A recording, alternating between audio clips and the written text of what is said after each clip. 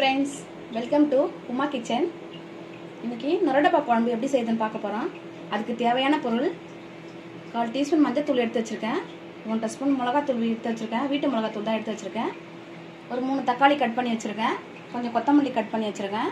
கொஞ்சம் கருவேப்பிலை எடுத்து வச்சிருக்கேன். ஒரு பெரிய வெங்காயம் வெட்டி வச்சிருக்கேன். ஒரு புடி சாம்பார் வெங்காயம் எடுத்து வச்சிருக்கேன். 1 டீஸ்பூன் மிளகு எடுத்து வச்சிருக்கேன். 1 ஸ்பூன் சீரகம் எடுத்து வச்சிருக்கேன். ஒரு துண்டு இஞ்சி நறுக்கி வச்சிருக்கேன். ஒரு 10 பூண்டு பல் எடுத்து வச்சிருக்கேன்.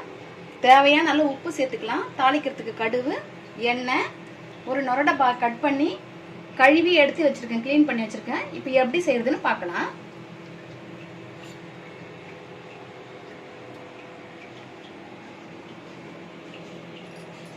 இப்போ இதுல ஒரு சொம்பு தண்ணி விட்டு ஸ்டவ் பற்ற வச்சுக்கிறேன்.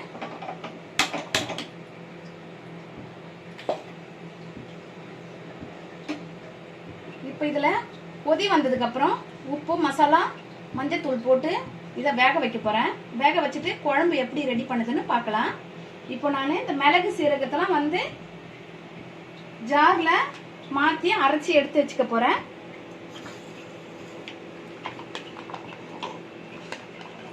பூண்டு, இஞ்சி, மிளகு, சீரகம்,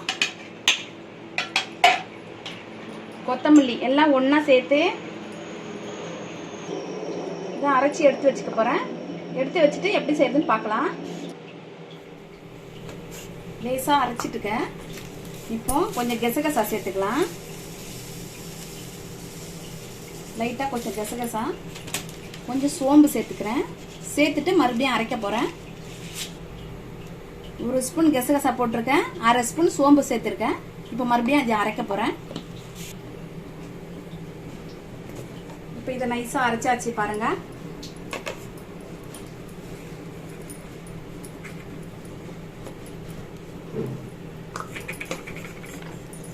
வெங்காயம், தக்காளி தனித்தனியாக அரைச்சிக்கணும். இந்த இஞ்சி, பூண்டு, சோம்பு, கெசகசா, மிளகு, ஜீரகம் எல்லாம் சேர்த்து அரைச்சி வச்சிருக்கேன்.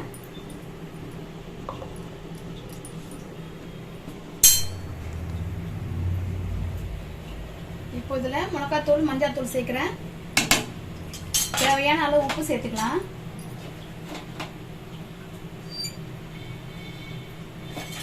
இப்போ இது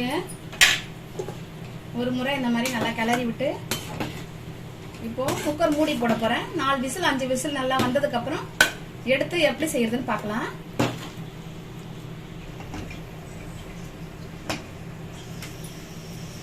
இது அப்படியே வேகட்டும். இப்போ இது 4-5 விசில் வெந்துடுச்சு. இப்போ இதை ஓபன் பண்ணிக்கலாம்.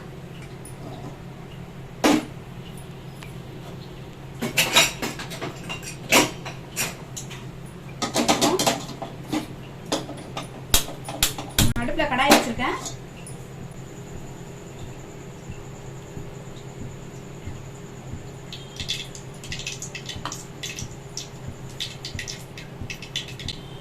எண்ணெய் சூடு ஏறினோடனே கடுகு சேர்த்துக்கலாம்.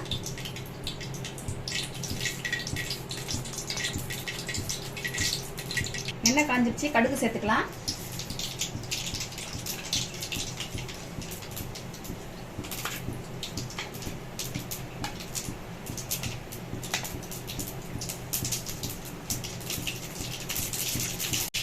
இப்போ கடுகு வெடிச்சிருச்சு. இப்போ இந்த அரைச்சி வச்ச இஞ்சி, பூண்டு, மிளகு, சோம்பு இதெல்லாம் சேர்த்துக்கலாம். இப்போ கருவேப்பிலை சேர்க்குறேன்.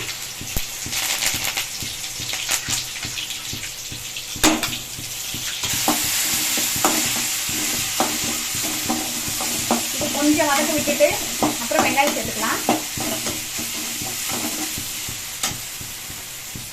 இப்போ வெங்காயம் சேர்க்குறேன்.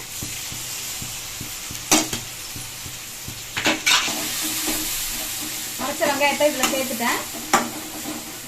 இப்போ வெங்காயம் நல்லா வதங்கணும். வதங்கினதுக்கு அப்புறம் தக்காளி சேர்த்துக்கலாம்.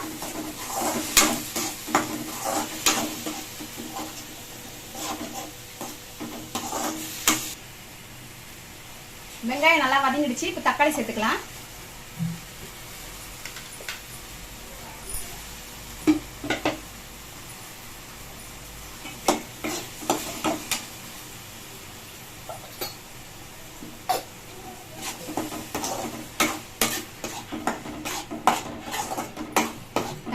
நல்லா வதங்கணும், இல்லைன்னா பச்சை வாசனை வரும். இது நொறு டப்பா குழம்பு வந்து சப்பாத்திக்கு, இட்லி, தோசை, சாப்பாடு எல்லாத்துக்குமே இது மேட்ச் ஆகும்.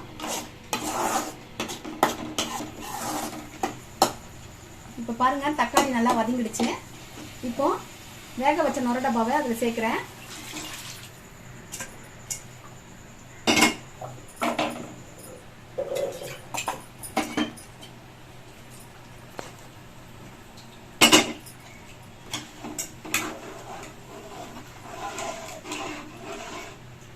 இது நல்லா ஒரு 10 நிமிஷம் நல்லா கொதிக்க விடணும். கொதிக்க விட்டால் குழம்பு ரெடி ஆகிடும்.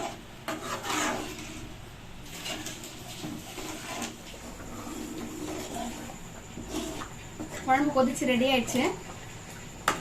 இப்போ ஸ்டவ் ஆஃப் பண்ணிக்கலாம். ஆஃப் பண்ணும்போது கொத்தமல்லி கொஞ்சம் சேர்த்துக்கிறேன். பாருங்க சுவையான டேஸ்டான நொறு டப்பா குழம்பு ரெடி ஆயிடுச்சு. வீட்டில் நீங்களும் ட்ரை பண்ணி பாருங்கள்.